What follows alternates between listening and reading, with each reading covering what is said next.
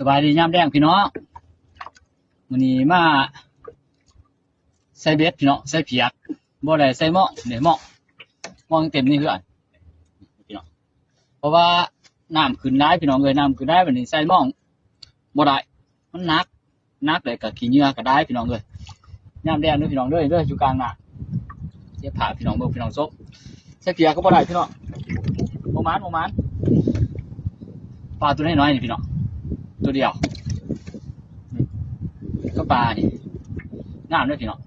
พี่น้องเบิ่งเด้อปลานี่งามเลยปลาคอยปลาแขด้วยพี่น้องเด้องามปลาแขสวยงามพี่น้องปลาเดี๋ยว2 ตัวเท่านี้แหละพี่น้องเลยโมมันน้ำแดงพี่น้องดูกลางแม่น้ำเดี๋ยวพาพี่น้องเบิ่งพี่น้องซบคลิปนี้ก็ซ้ำนี่ขอขอบใจหลายที่เขาเบิ่งมาส้มเด้อขอบใจ